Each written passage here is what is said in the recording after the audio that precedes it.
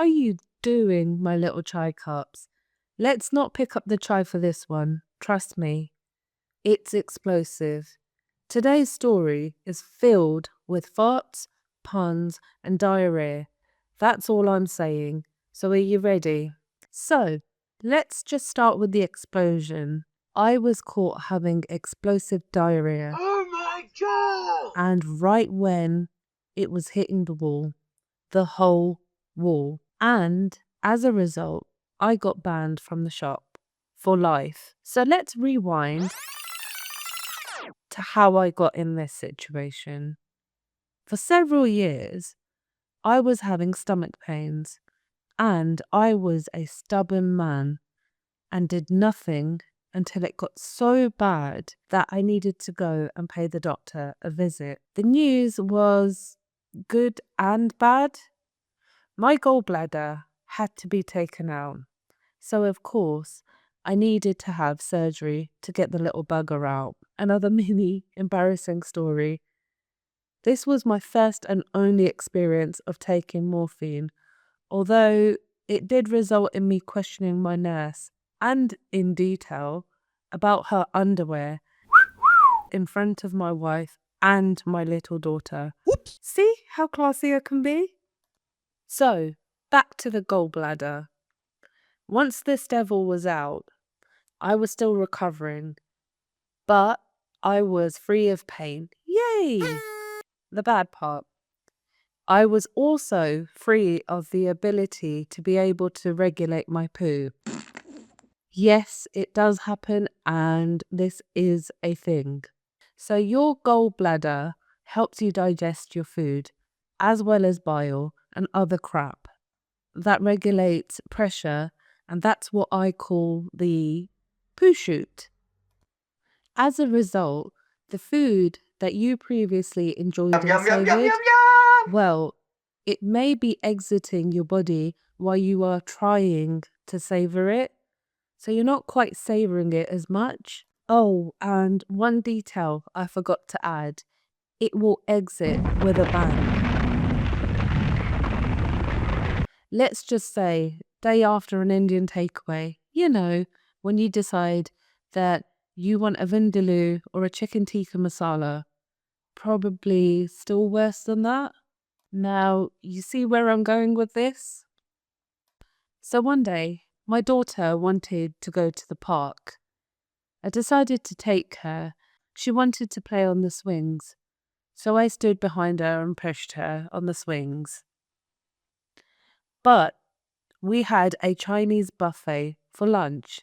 And about 30 minutes later, quick note, guys, I would like to say thank you to the new subscribers. Also, we've noticed that we have 60% of non-subscribers watching. I believe you like our content, so please don't forget to support us and like, subscribe, and comment. It really helps this channel. Thank you. 30 minutes after the Chinese buffet I had, the oily, the spicy, everything, my gallbladder said, don't you dare, but my eyes said, just do it. You know you wanna. Well, I felt my belly rumble, and about a wee 5 minutes standing on the swing set, I decided, well, I'll wait 10 minutes. However, I'm sweating, hoping, praying for the feeling to pass. But my gallbladder said, no, fuck you. I am boss. And the feeling didn't pass. It only worsened. I peek around and see there is no public bathroom in sight. Uh-oh, I thought. The problem is there were no inconspicuous bushes either. No restaurants that I could defile. I grit my teeth in tension and stand at a number 3 ballet position to avoid, well, the wrath and my embarrassment right there. Within the blink of an eye, the situation went from, hey, I gotta go, to, oh, I am gonna shit myself right this second. And then I had this clairvoyant moment, a moment of pure clarity. Whilst I stood there in such a vulnerable, compromising position.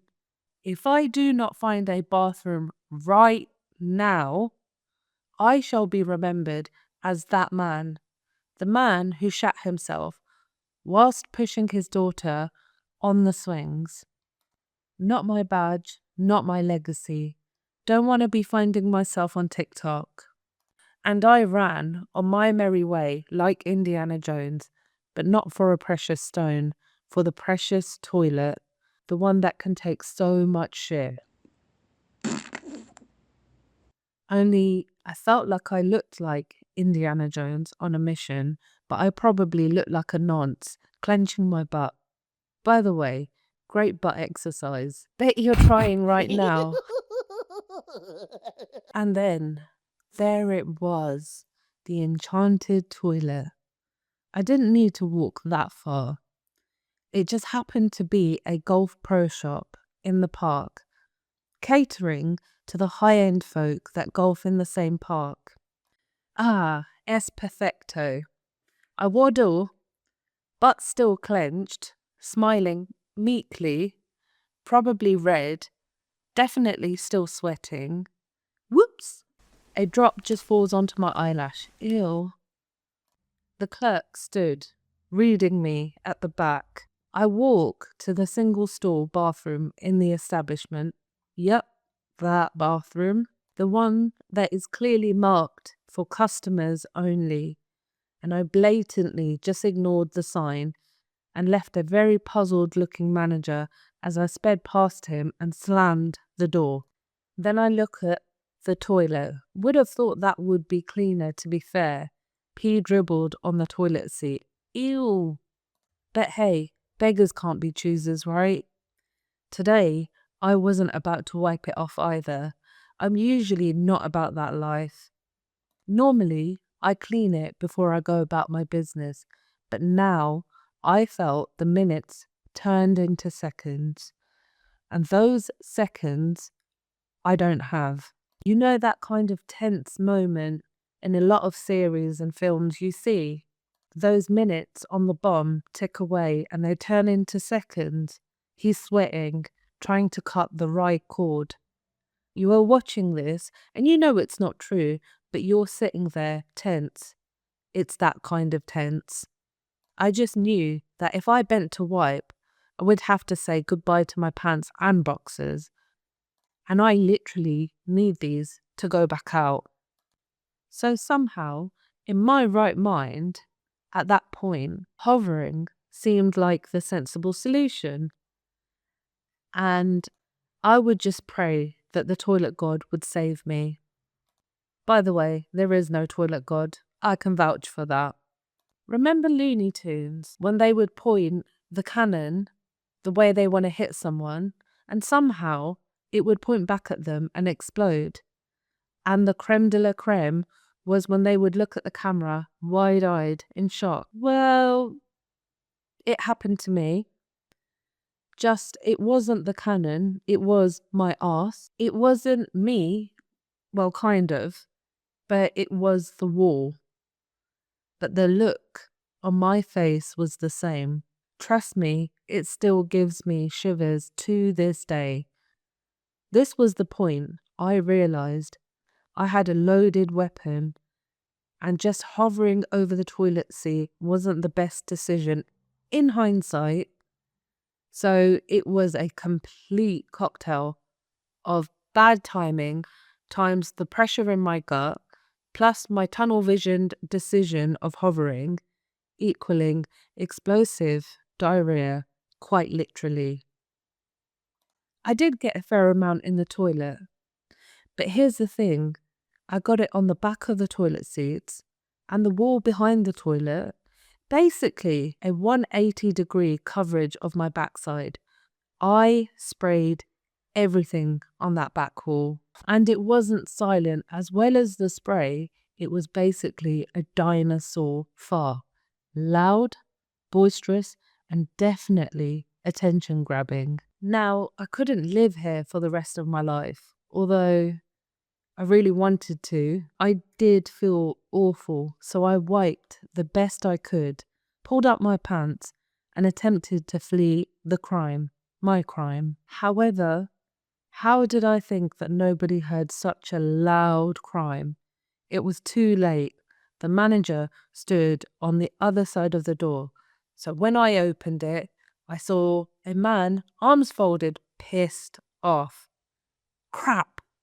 What do I say? What could anyone say? No, sir, this wasn't me. It was already there when I came in. Nope. I was busted. In the end, I spent the most uncomfortable 10 minutes of my life ever attempting to explain, sweating, apologizing, and probably sweating more than I did before. I even offered to clean the mess because I genuinely felt awful. They did take a copy of my driver's license and banned me from the shop for the rest of my life. And I have to say, bit of a pity though, I quite liked the polo shirts in there. I would have fancied one for myself, but shit happens, I guess.